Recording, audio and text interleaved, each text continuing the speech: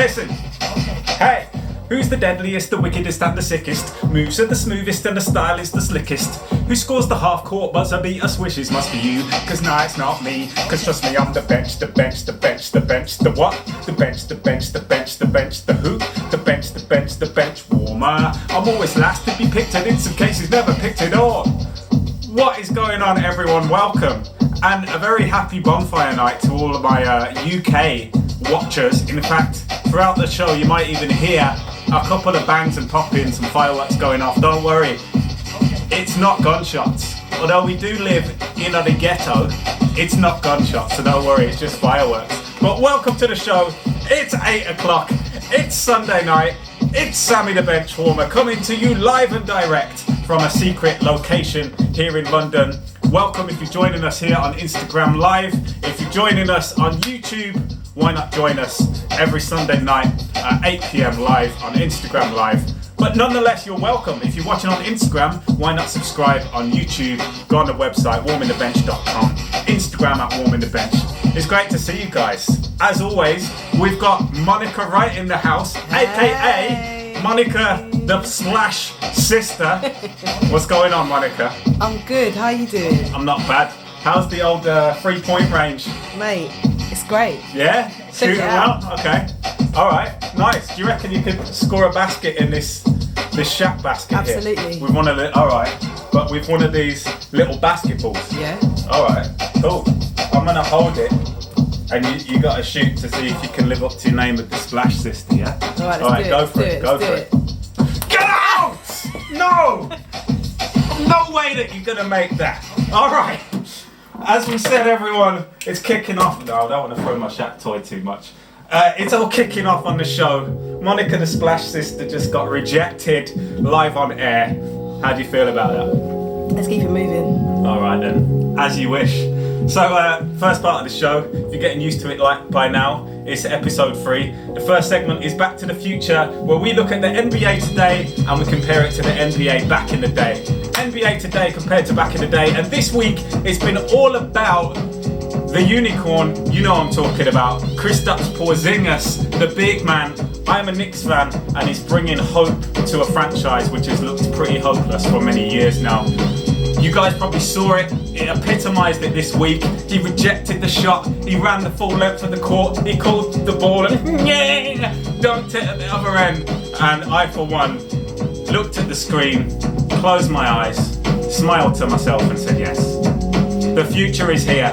New York Knicks basketball has been saved by Kristaps Porziņģis, the big man from Lithuania. Speaking of which, the fact that he's from Lithuania, I mean, there's obviously guys who in the history of the NBA have been from different parts of the world. When I got into the NBA in the 90s, this was a bit more rare. There were a few people, obviously famously people like Drazen Petrovic, people like Vlade Divac, for example, who really made a big deal of international players. But it's really in the late 90s when we see people like Dirk Nowitzki who really made a splash. Not only is he an NBA champion, he's also a Hall of Famer, and I dare say that he was one of the blueprints for the way that big men play in the NBA today. A lot of you know that he and Kristaps Porziņģis had some connection over the summer. They practiced together. There's an interview with them together on YouTube as well. You can check that out. And it's really exciting to see how international players have developed and changed. And guys like Dirk have paved the way for Kristaps Porziņģis. I've put all this in a blog. You can check it out on my website, warmingthebench.com, and it's called The Sideline Blog. And I look at international sensations. So tune in on there, check it out, drop your comments. What do you guys think? Is Kristaps the next Dirk?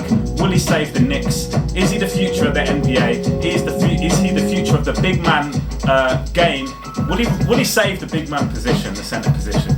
Tune in, let me know what you think. Alright, on to the next. My favourite magazine, #MySlam, is the name of this part of the show, where we look at legendary covers, stories and articles from the world's best basketball magazine. And this week we've got a legendary cover. It's issue number 34 and it's Shaquille O'Neal. And what I used to love about this is his jersey number is number 34 and the issue number was 34. I see what you guys did there. and I like it. Alright, it's obviously a great cover. I like the fact that Shaq has hair on this cover. Always had the bald head. There was a time where he had just the sideburns. That was weird. But on this cover he's got hair, and it's interesting. I wonder why Shaq didn't usually have hair very much. Anyway, I had a little skim through and I found this great article on a guy called Keith Van Horn doing it for the white fellas. Apparently he was the first white man on the cover of Slam. Well done, mate. Did well. But what's interesting about Keith Van Horn is he was projected to be a great player. Ben Osborne wrote a great article on him in this issue, which is, by the way, from June 1999, so it's very old, almost 20 years, about this guy Keith Van Horn. And what's interesting about Keith Van Horn, he was meant to go on to great things, but he ended up having a fairly unmemorable career. I'm not saying that Keith Van Horn was a bad player, but he wasn't a superstar. He's more of a mediocre player with a bit of a forgettable career. Perhaps not the career that he was supposed to have, perhaps. But Keith Van Horn, interesting article about him there. In this article, saying you ain't seen nothing yet, but apparently we had, sadly enough. Fun fact for you, Keith Van Horn once made $4 million. In fact, it was the year 2008. He made $4 million in that season without playing a single game. Didn't even play one single game of basketball and made $4 million. Well done, mate. For that, I salute you. Hashtag my slam. Thanks for, listening to me harp on about Keith Van Horn and about that legendary issue of Slam. Monica Wright, what's going on? Hey. Do you want to make any shout outs or? I certainly do. Right. A-Star Music UK's just joined. All Hello, right. welcome. Big up A-Star. Hey, hey. We've got Ed Mordaunt, we've got Beth Gunn on Workplace Dynamics, Hilaris Suit, Hoop Diary. Yep. We've got them all. 90s B-ball card says, hey, says Keith Van Horn was ahead of his time. Yeah, he's probably right about that. He also says the sideburns of 94 were really weird. It was really weird. I never quite understood where Shaq was going with that. Anyway, we're moving on. Thanks for locking in, guys. Big up you lot. Happy to have you. Alright. It's I Love This Stuff, where we look at the wickedest NBA memorabilia. Could be clothing, could be videos, could be posters, could be all sorts of things. Toys like the Shaq toy, which we disregarded and threw on the floor. This week I want to look at a video. Thank you, Monica Wright. Right on cue. NBA Jam Session. You know it. It was one of the wickedest NBA music videos of all time. That's right. Of all time. Had some of the greatest tunes on there. One of the Notorious B.I.G., Biggie Smalls if you will, one of his first and most rarest tunes is contained here within. And he's got some legendary verses on there, it's great. But I would like to suggest that there's an underestimated song on this, and it's called Above the Rim, and it's a really good tune, and it's worth checking out. But wait, there's more. Monica Wright, what else have we got there? Here you go. NBA Jam Session, we're doing it big. They also came out with the CD soundtrack, available on Amazon and all good online stores. But wait, there's more. Oh my goodness, Monica Wright, thanks for that. Calamity, live on air. They came out with a cassette. The cassette is down here, because Monica Wright with the bad pass. Alright. Also had a cassette, which I own, but wait, there's more. Boom! Some of you kids don't even know what this is. This is a vinyl record. Look at that. What do we do with it? You put it on a record player and you put a needle on it, and it plays the noises. Shout out to Super Ricks. Shout out to my guy Patrick, Mr. Six. Dunno the Dunno. Alright? Above the Rim? Jam Session soundtrack on vinyl. And then finally, there's more. Last but not least, NBA Jam Session, the book, which is very exciting. Monica Wright's got it because she knocked the camera. Full of bad passes today. Terrible assists.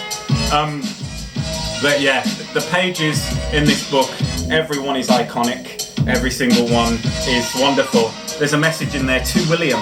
Who's William? I don't know you, mate. Yeah? With lots of love from Nana and Grandad. Well, that narrows it down, doesn't it? Could be anyone in the world. But love that book. Absolutely fantastic. I love this stuff. You know how we do it. Alright. Everyone get ready with your thumbs on your screens. Because, oh no, where did I actually put the pack? The pack's right here. It's that time of the show where we look for the bench warmer of the week. That's what we do. We search the packs for the worst stats. We search the packs for the worst stats. Yeah, I could do better than that. I let myself down there a little bit. Let's open this one. We open a pack which has never been opened before. This one is from Fleer 95-96. One of my favourites. Fun fact for you, I think this was the first set of cards. This is the first time I ever bought trading cards, was this series.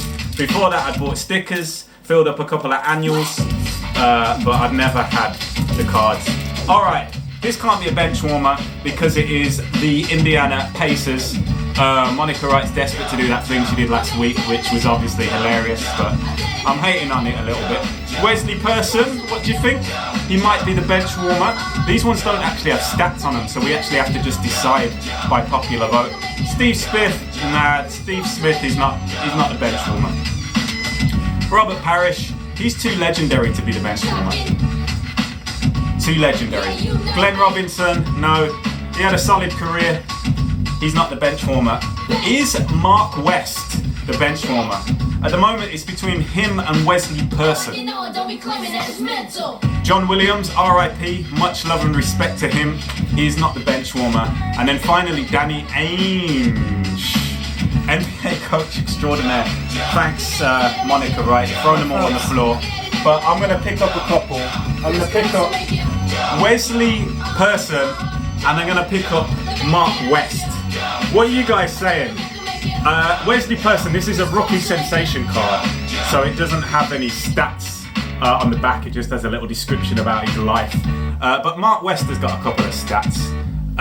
His average points per game were 7, 6, 5, 4, 7 and 6. Well, his career average was 6 up until this point. What do you guys think? Is there anyone saying anything? It's popping off on here. 90s people cards saying Mark West for sure. Hoop Diary saying West. The boy named Crow says Pearson.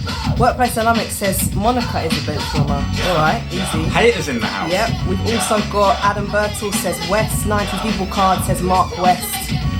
It's unanimous. It's Mark West. He is the bench warmer of the week.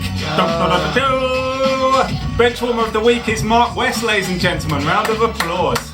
The first person to comment with a basketball emoji, not yet, in 3, in 2, in 1, will get this card sent to their house, straight to their door. Who is it? It's the boy named Crow. The boy named Crow. He missed it just last week. You missed it by a tiny amount last week, but you've won it this week, son. Well done. DM me your address. I know I've sent you stuff before, but I can't remember your address. DM me the address, and this beauty will be coming right to you, to your doorstep. Bench warmer of the week. Big up boy named Crow. You've done well, mate. Give yourself a pat on the back. Well, folks, thank you so much for joining in. It's with a heavy heart that I end today's show, because I've loved every moment of it. Every second of every minute has been a complete joy. And we thank you guys for joining us. Big up Monica Wright, as always, with the assist. Didn't make those threes though, did she? Tune in next week, 8 PM London time. You can join me live on Instagram at @WarmingTheBench. Please subscribe to my YouTube channel. I'll be honest with you guys, I ain't really got a lot of subscribers at the moment. It's killing my self-esteem. Yeah? I'm angry. Alright? I know I'm the bench warmer, but think about it. My morale's already low. Blah. I want more subscribers. Subscribe to me on YouTube. We want to post more videos over time as well. As we said, tune in next week. Follow me on Instagram. Subscribe on YouTube. I've said all of that stuff. I don't need to say anymore. Appreciate you guys tuning in. Big up yourselves. Shout out Monica Wright. Catch that. See you later, guys. Well played. See you guys next week. Peace.